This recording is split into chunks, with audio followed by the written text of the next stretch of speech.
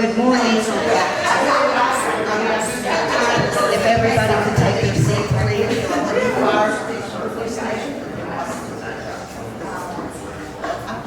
There's a lot of stuff here. Yeah.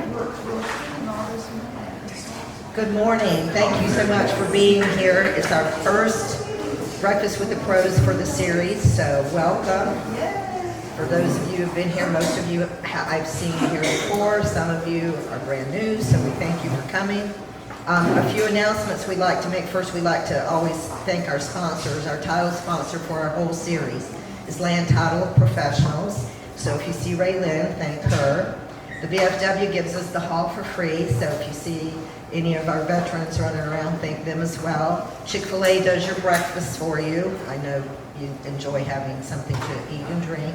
So thank them if you see them. And Ameritrail is our sponsor for this particular event. Scott's been a really strong supporter for years and years and years of Main Street, and he likes this one, and he especially likes it when we talk about historic preservation. So that's why he is our sponsor today. And then make sure that you RSVP for next month. Next month is going to be the update for City of St. Cloud, and it will be our city manager, Veronica Miller, who will be doing that presentation. And those flyers are up on the table if you want to take those with you so that you can see and put it on your calendar every month what the date is and who's coming so that you can decide if you'd like to be here. Along with that, Tristan, this is Tristan, our program manager, if you haven't met Tristan. She's awesome, I love her, and don't anybody think you steal her. So she has been really efficient, and she has a cheat sheet here for you of all of our events, although you have individual flyers with the information on the events on the table that you can take. This is the short version. So it gives you the list through January of the events that are coming up. So some of the things we want to tell you about besides Breakfast with the Pros, we do have coming up on the 24th is a transportation update, and I, as your state representative, am hosting that at the Community Center on 17th Street. So please spread the word. That's a free event. We would like for people to RSVP if they can, because we will have snacks available, and we want to make sure that we have the right amount of food for you. But that is going to be Metroplan of Orlando, the county, and City of St. Cloud, who will be talking about the transportation issues, what is coming up, and how they all connect to one another. We'll also have some additional vendors there that night that'll be around the room that can do like a 90-second update, because you don't want to be there all night long, and then you'd be able to speak to them individually if you're interested. So that's coming. Then we have our historic walking tours. That happens monthly, and it's at the monthly market. We do it at the same time, so we have people down here everywhere. So that's a good time. So look at that for every month. And then Witches and Maniacs, because you know Halloween's coming up, it's spooky season. And so we do Witches and Maniacs right over here in front of Fire, right here on New York Avenue.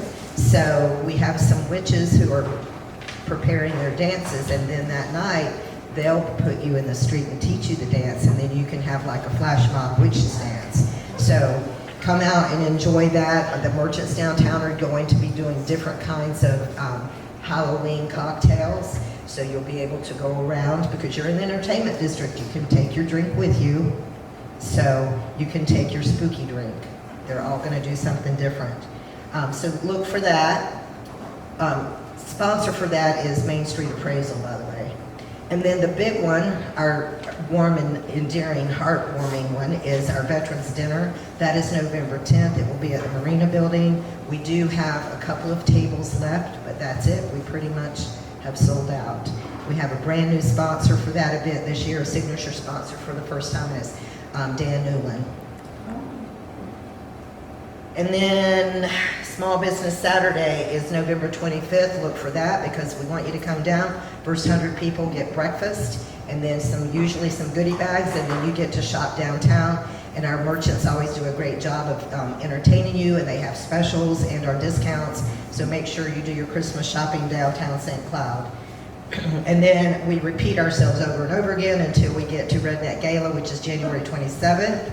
If you'd like a table or tickets, we can sell those to you in advance. And then if you have any other questions, you can let us know. We do have projects that we're working on, so if you come on board at any particular time, there are things that we're happy.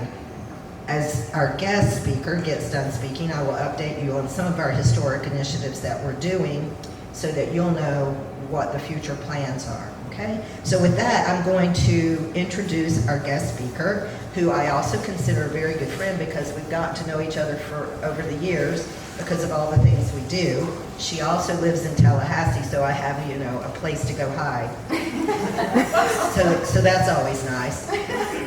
So Miss Melissa Wiley is CEO of the Florida Trust of Historic Preservation, and their office is in Tallahassee, of course, because, she lives there and it's easy to get to work.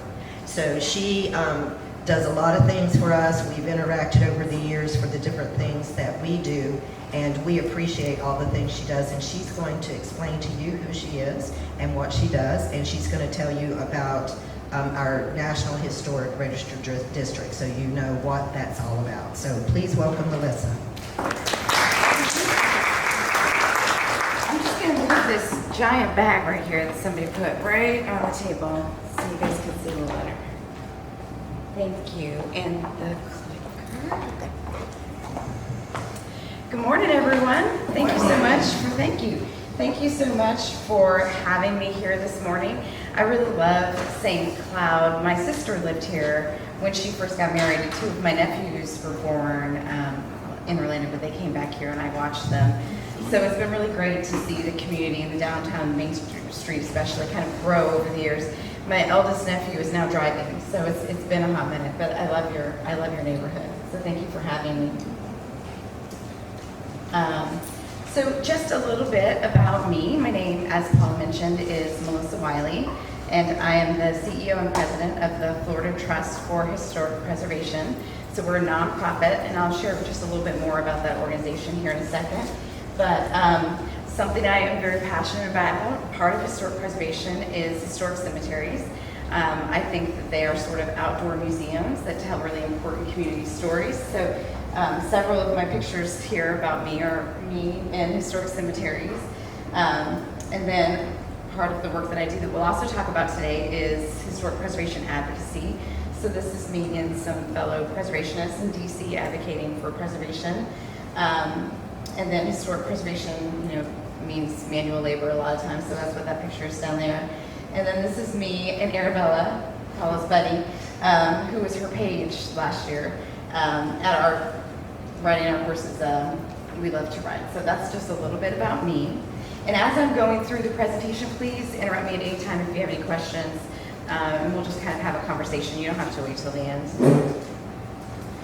So a lot of times I find when we're talking about historic preservation, it's one of those terms that's, everybody kind of thinks they know what it means, but when you start talking about it, everyone kind of maybe has a little bit of a different perspective. So here's one definition that I've kind of come up with for historic preservation. Historic preservation helps preserve the memories of those who came before us, not just the memories of those who owned and lived in historic places, but of a community, the people who designed and built it, and the memory of what may have happened in that space. So it's very broad. Does anyone have, this early morning, the burning inclination to share their thoughts of what historic preservation means to them? Paula, did you raise your hand? I can. Well, obviously, for us, it's just storytelling, and we've learned a lot about that through our Main Street programs. And we have a story. Every community has a story, but sometimes we don't know what the story is. And especially when we have new people come into the area and they have no concept of what the history is and how we got there. They think, oh, this is a great little town, and then they want to change it. And it's like, oh, hold up. Just a minute.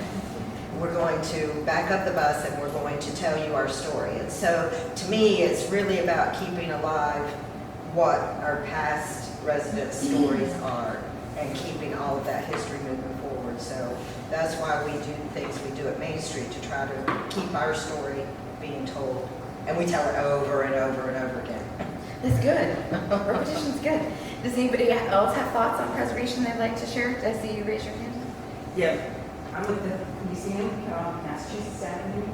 We also do the preservation type of thing, where we give a tour in January to let people see what the houses were. And this year it's going to be from 1920 back to 1909. So they like to see what it is, they get to know who built it, why it was built, and the style it was built in. Yeah. And that, yeah, they like seeing that a lot. And they always like, what's going to show next year? Yeah, I think you're exactly right. I think those are both good examples of preservation. And then I always kind of just add on to that everyone can be a preservationist. Everyone can do meaningful work to preserve the history and heritage of their community and the places they think that are important. You don't have to have any particular permission or special degrees or anything like that. I feel like preservation is a really large movement that needs everyone to be a part of it, and you don't need any special permission. So hopefully we leave here feeling maybe a little inspired to help to preserve the historic places in our own communities.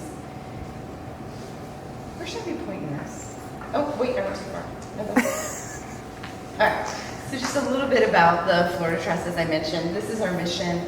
We're Florida's nonprofit dedicated to promoting the preservation and the inclusive sharing of the diverse architectural, historical, and archaeological heritage of Florida.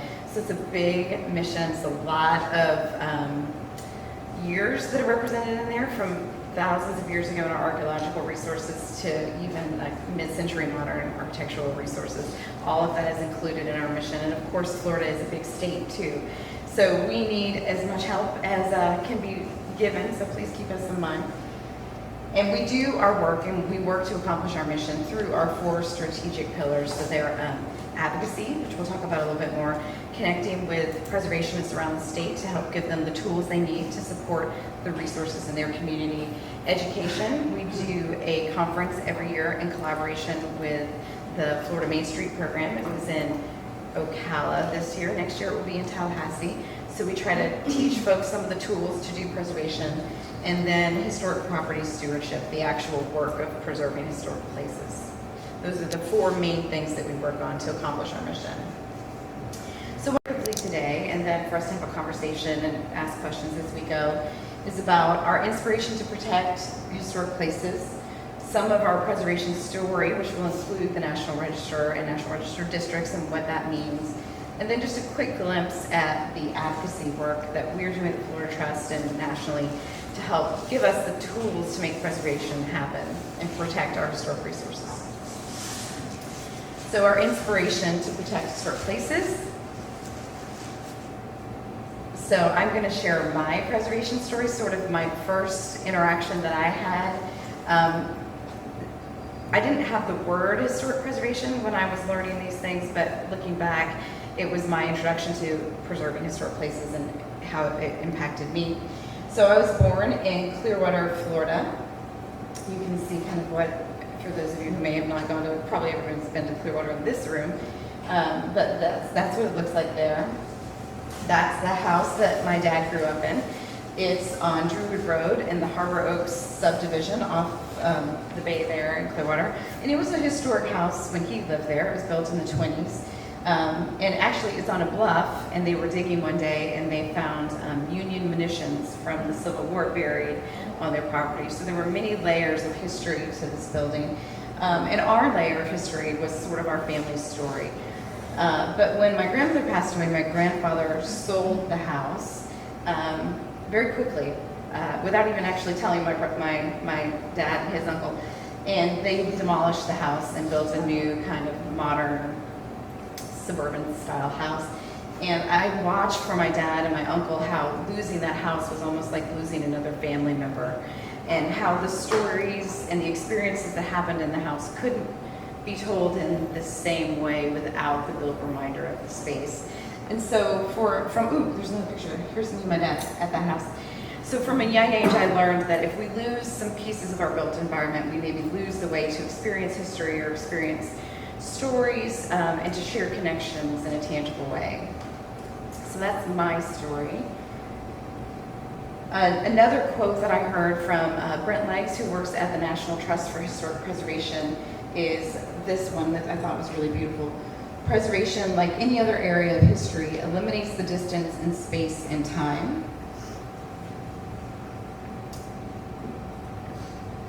And that is Madam C.J. Walker's home in New York. It's a National Trust property.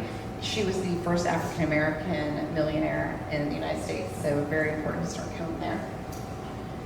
When the physical building is gone, how do we remember the stories of the space? And this is the A.G. Gaston Motel in Birmingham, Alabama. It was part of the Alabama Civil Rights Movement there. You can see Martin Luther King Jr., he stayed there, and there was actually a bombing at that hotel where they tried to kill some of the folks who were working for civil rights. So if we were to lose that building or other buildings that are from the civil rights movement, how does that change our perspective of what happened during that time? Something to think about when we think about the importance of historic preservation. So I wanted to just share with you a little bit of context of America's preservation story, kind of where we came from. So the house on the left is Mount Vernon. I don't know if anybody's been to George Washington's home, but that's on the left. Obviously, it was before it was really kind of fixed up. And then the one on the right is Jefferson's home. It was in New York.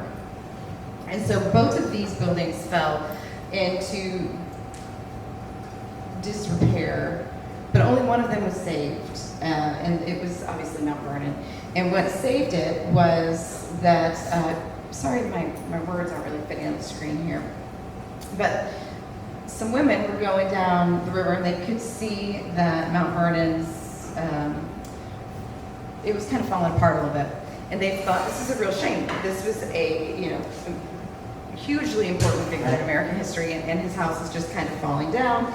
So the quote here says something along the lines of, if the men of America have seen fit to allow the house of one of its most important founding fathers to basically fall into ruin, why can't the women of America fix it? And that's pretty much what happened. The Ladies Association from Mount Vernon, I may have misremembered their name, but they put together the funds to work to save the building, and it has been operated in that way since. So we still have this important building that helps us to tell the story of one of our most important founding fathers. Well, somewhat or the most important. So all of those things were voluntary. So the women who saved Mount Vernon, that was a voluntary choice. And they worked together. They were a nonprofit. They were an organization that worked to accomplish it. But they didn't have any framework from a regulatory standpoint to rely on to save the building. So in 1933, the Historic American Building Survey began, and so this was a federal program that went out and took pictures, very high quality, sort of museum quality photos of important historic structures in America. And I think they took and recorded about 12,000 structures. And then you see in the 60s with urban renewal, people coming back from World War II. I'm sure you guys know all about urban renewal and how it changed our communities, but it was oftentimes a real challenge for historic preservation. Not only did it oftentimes divide historic communities with things like interstate systems, but there was also this notion that if something was newer and cleaner, it was better. And so there was a lot of destruction of historic resources across the United States. And if there were 12,000, I believe that's the correct number, buildings that were recorded through the HABS, Historic American Building Survey, about half of them were either lost or so severely damaged as to not really be recognizable as the original building. So that's a huge quantity of America's history that was really lost from a built environment during that time period. So in 1965, Lyndon Johnson decided that we needed to have a conversation about how preservation can be supported at the federal level through a regulatory kind of hierarchy, professionalizing the work of preservation. And then the historical and cultural foundations of the nation should be preserved as a living part of our heritage, I think is what the last word says down there.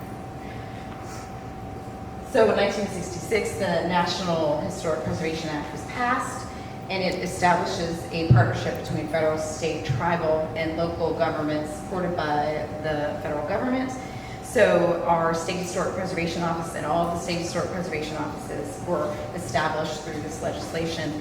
The Tribal Historic Preservation Offices are established through this piece of legislation in 1966. It requires federal agencies to consider the impact of their actions when they are doing new undertakings.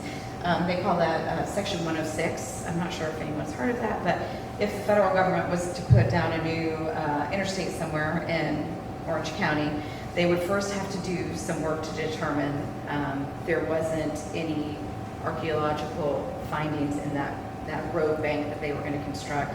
And if there were, they would have to put together a plan to mitigate those impacts. So that is established through the National Historic Preservation Act. We talked about the SHPO's office, the TIPO's office being created through this legislation. And I think maybe some of what y'all are interested in specifically is the creation of the National Register of Historic Places. It also allows for the creation of the Federal Historic Preservation Tax Credit, which we're working to pair with a state historic tax credit. And then it provides the infrastructure for survey and inventory.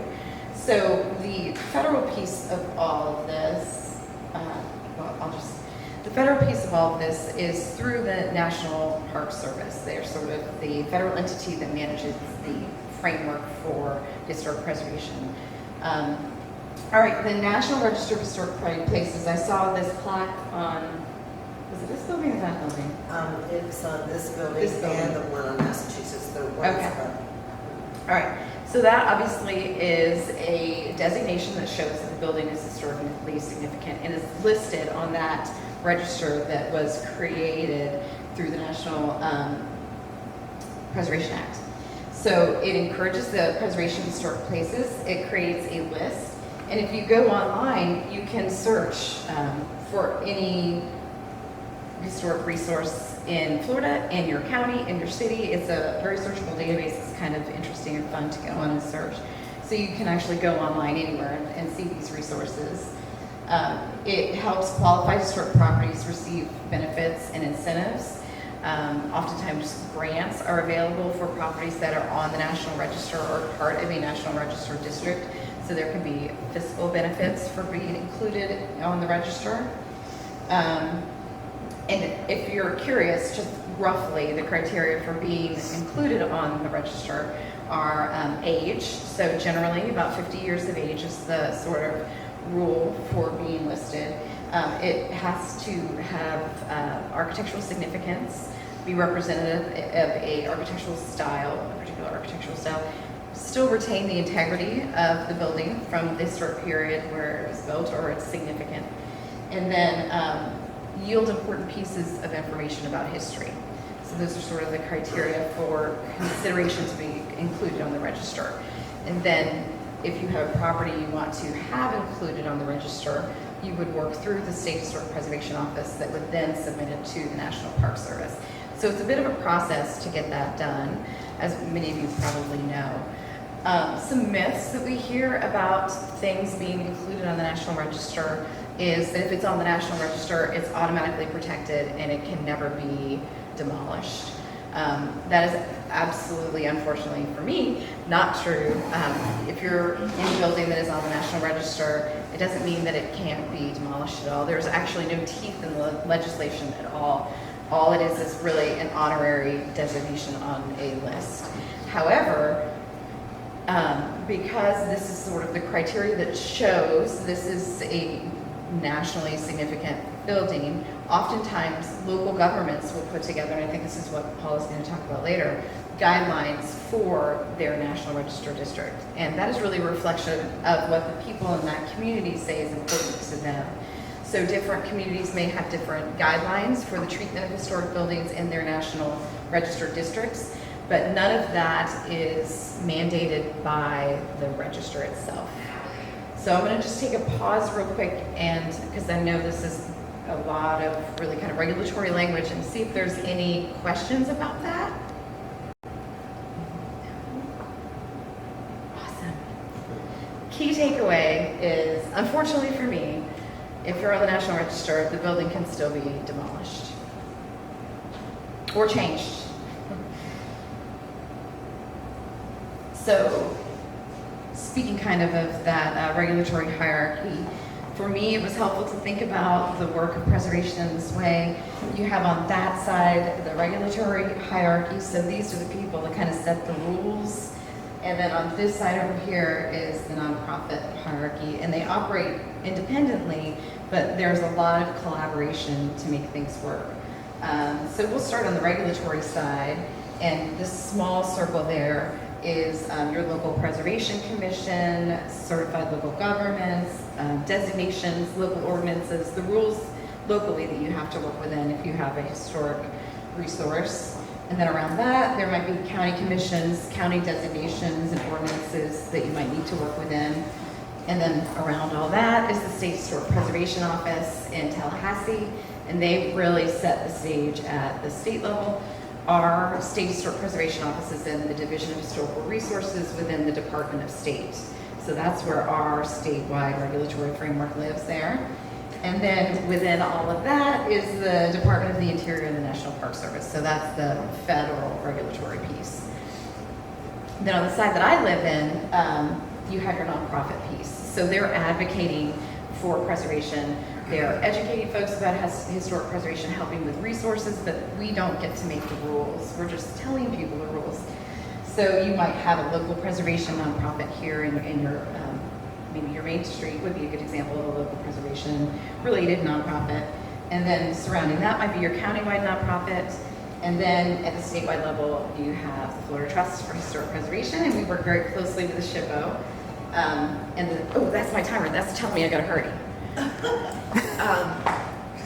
So we work very closely with State Historic Preservation Office because they get the rules, but they can't advocate. So when we go to the legislature and ask for full funding of the grants that sit within the Division of Historical Resources, well, they obviously can't do that. So they need us to do that, and we need them to get the money. And then nationally, we have the National Trust for Historic Preservation, and then also the National Alliance of Preservation Commissions, which does a great job training preservation commissions, architectural review boards on how to kind of do the work locally of preservation. Oh my gosh, now I'm so stressed because I know I'm supposed to be done. So so the economics, I just wanted to touch briefly on this, the economics of historic preservation. We know that preservation enhances real estate values and fosters local businesses. There's all kinds of resources you can go to get some data on that. Preservation Green Lab is a great resource that you can go. They've done some studies in Tampa and Jacksonville and Miami in Florida, and they show how historic communities have actually done a better job of fostering entrepreneurs, particularly women entrepreneurs and minority entrepreneurs. Main Street programs utilize historic preservation as a component of its economic impact and development and vitality. And then obviously heritage tourism can be a significant economic boost. You look at cities here in Florida like St. Augustine, you can see that happen. And actually heritage tourism was part of the driver for the National Preservation Act. People were realizing that folks will go and spend money to not just go to Disney World, but also to go to St. Augustine. And then historic resources can utilize preservation incentives for restoration and rehabilitation funding. So some of those grants I mentioned earlier that you can maybe only get through being in a National Register District or individually designated resource. So I'll just go through the advocacy work real fast, and then if you have other questions about the work we're doing to advocate for preservation, you can just ask me separately. This year we had 3 preservation strategies that we set, and then one that was sort of a little bit reactive that we worked on.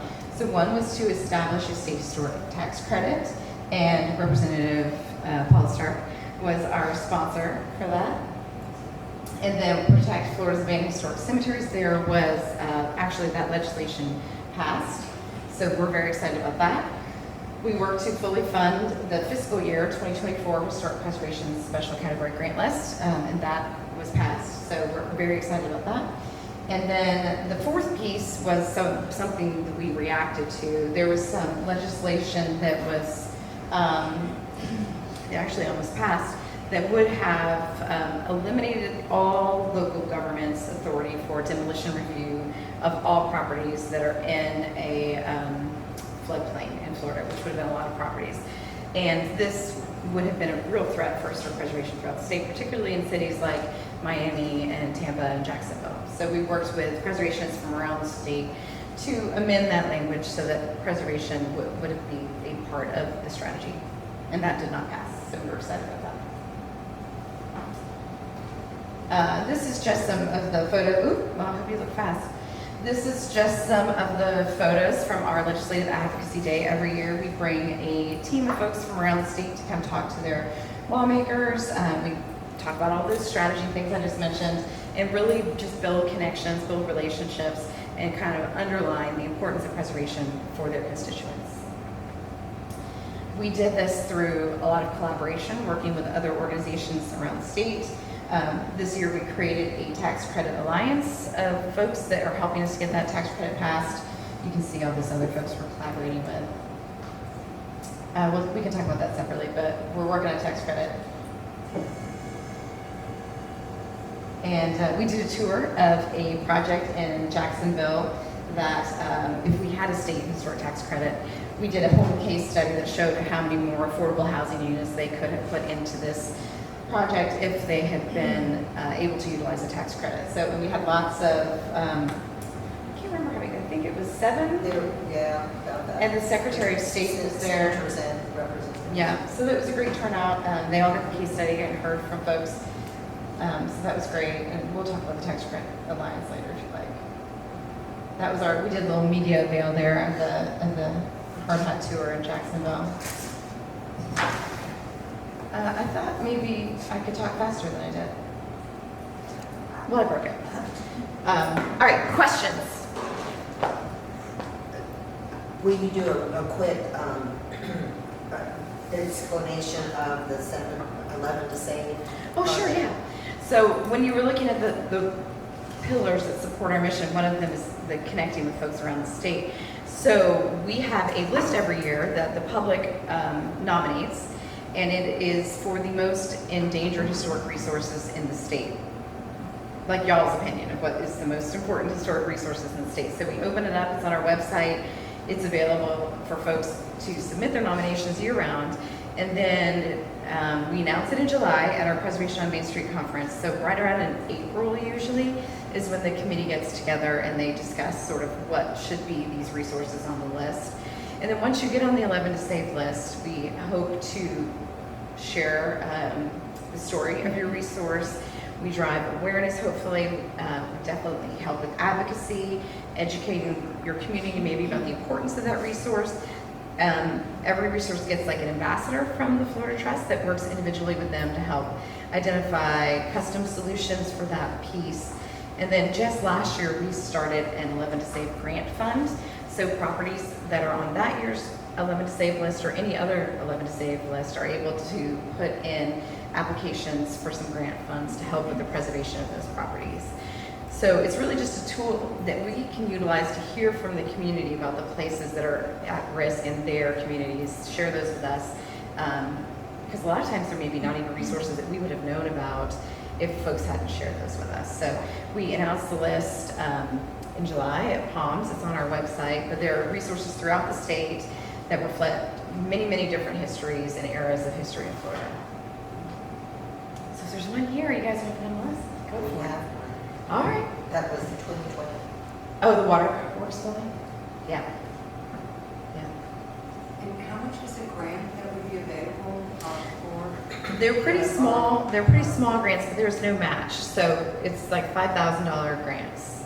So oftentimes you can use that for survey work or community education piece, or to mothball a building. And like sometimes you just need to mothball a building to keep further maybe water intrusion for deteriorating the building itself. So we're hoping to get the funds up, but all of those grants are funded through donations. Now, would you, because of the power plant, that's kind of like pet project, I'm not sure what to call it. That seems right. Hello thing, because it's almost 100 years old. It'll be 100 years old in 2026. And it was our first power plant. And it's a beautiful building. But it is a brownfield, and there is some remediation, there is some issues that have to be dealt with. Would your department be a department, because I know I contacted your department, something that could guide us through what to do to help the city? Because there is some division within what to do with the power plant. So how do we work together so that we can all, you know, Yeah, that's a good Yeah. question, because I remember there was some differing opinions about what to do about the power plant. So we could help connect you with folks that have done adaptive reuse projects, so similar projects around the state. And I know there are some brownfield remediation funds that are available, and a lot of developers are using those in their capital stack to make projects work. And I know your ambassador for that project is working on some of these things, I think, so we can talk afterwards and see what's going on. It's still owned by the city? Yeah. Any other questions? Well, thank you very much, I appreciate it. Sorry I went long. You can stay up here because you may have some. There's lots of information beyond what she shared today that she can share. But what we want to do is take a few minutes, because some of you may not understand how we are at the point we are today. Because Main Street's been working on historic preservation pretty much when it started, but in the last decade for sure. And so what happened is we put some committees together separate from our board, like an ordinance committee. We actually wrote the ordinance to present to the city council for them to approve a historic district and put an ordinance in place. You have to have an ordinance to register and apply to be a CLG, which is Certified Local Government. Because we did get the ordinance passed, we do have a historic preservation board. We applied for the certified local government, and in 2019 we became a certified local government. So all of those initiatives are initiatives that came through your Main Street program, and we kept trying to educate our city council members and stuff along the way. You know, we drug them to meetings and made them listen. So those guys jumped in and they approved it, and luckily we're in a position where we've been able to do additional things. Your Main Street program has applied for at least one grant every year for the past 5 to 6 years.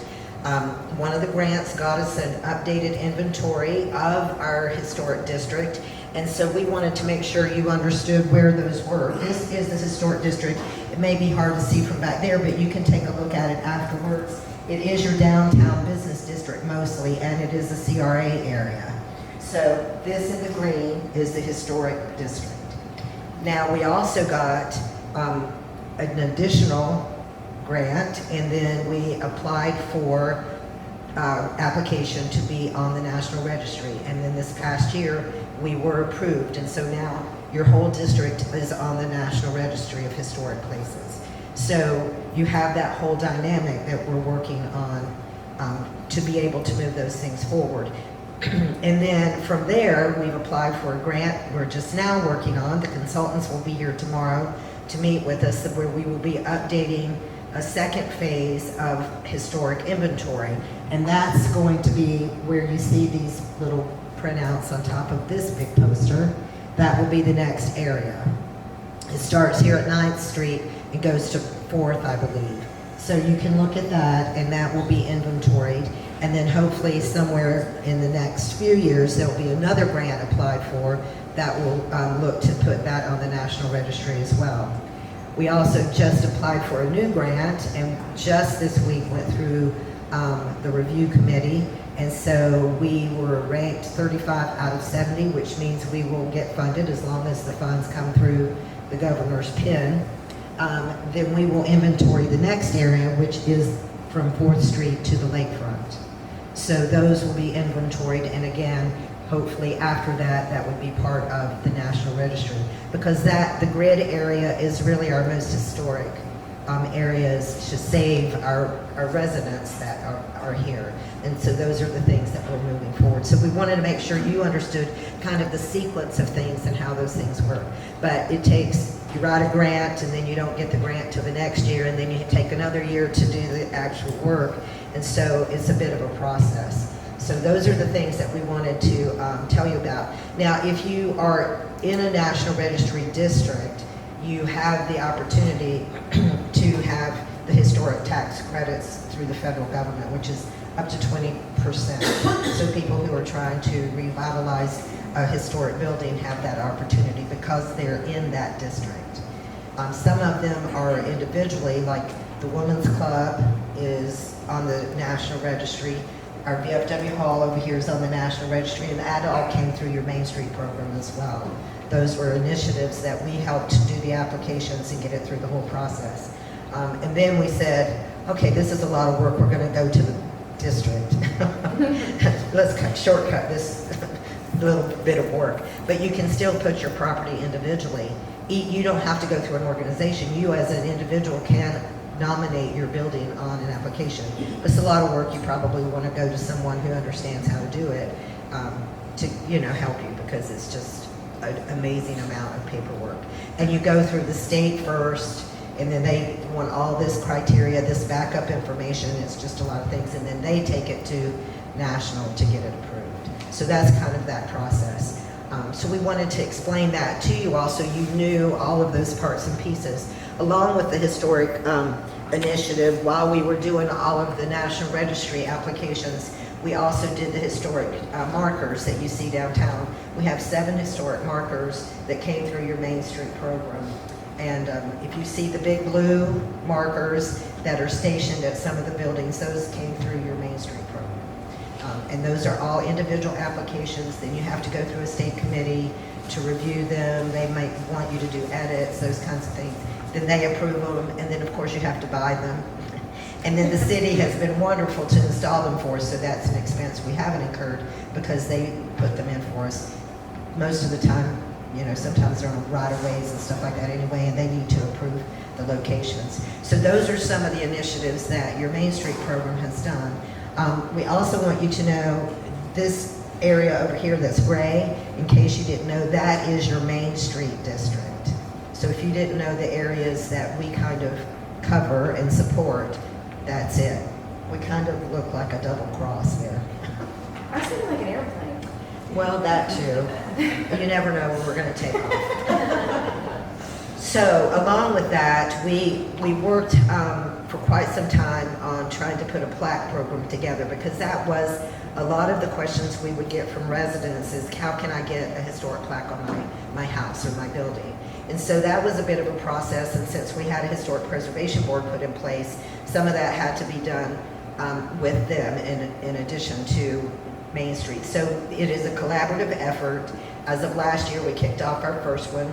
Melissa was here in May when we had our historic preservation plaques and awards event, which is now an annual event. So look for that, because people who want to nominate their homes, if they've done a renovation on their building in their home, they can apply to be considered for an award for their building and their renovation, and or plaques. You can now apply for plaques, and then those plaques will be awarded, all of those things will be awarded at that event in May. So those are the things now that you'll look for. And the May timeline is because May is National Historic Preservation Month, and so that's why it happens in May, and that's the way we celebrate the Historic Preservation Initiative as a whole. So these documents are available for you for awards and plaques. They are on the table, so please take them. If you have a building of your own, or you know someone who would be interested, there's a plaque application and there's awards application separately. It does need to be turned into the city. They want to take the money. So they're going to process all the money, and then Main Street will be assisting them on purchasing the plaques and that kind of thing. We do have a committee that's put together between city people and Main Street people who review these and then make the determination of who will get the plaques and are be awarded. Okay, so if you have any questions on this, we're available to help you with that. And that's kind of the initiative. Is there anything in any of that, Melissa, you think we need to add? I would just say that it's so, I know I fast forwarded through our state historic tax credit slide pretty fast, but it's so smart, I think, that you're doing the inventory and that you have your Main Street district, because when we get that historic tax credit passed, that's going to be a 30% credit for those in historic resources in a National Register / Main Street area. So for this to exist, I think is really smart and proactive. So I think you guys are in a great position, if I can just get that done. Yes, that's the next thing. So we're working on all of that on the state level, so trying to make sure that some of that stuff gets through and then those dollars are available. So then you'll have the federal you can apply for and the state that you can apply for on the same building. So it's significant. Are you listening, Katrina? Because that's all that affects you. Yes, Lori? Can you mention why the big benefit of community local government to the city, how that benefits? The what? I'm sorry, the certified local government? Yeah, the CLG. Okay, well, there's things that come along with being a certified local government, and it is governed by the state if you are a CLG, but there are additional grants that are available to the city through certified local governments. And if they're a certified local government, just like if you're a Main Street, you don't have a match on those grants. So it's really a benefit for us to be able to get those. Like all the grants that we apply for, on behalf of the community, we don't have to come up with the matching grant because they're called small matching grants. But if you are a Main Street program or if you're a CLG, you don't have that match. Other organizations would have to pay that. Did that answer your question? Or I that- just wanted to ensure, what that everyone Right. understood what the benefit. They have resources available to them as well, but the grants are a significant part of it. And by the way, I will just make this comment since we have 2 city council members in the room. We don't do a great job of applying for those grants. Just saying.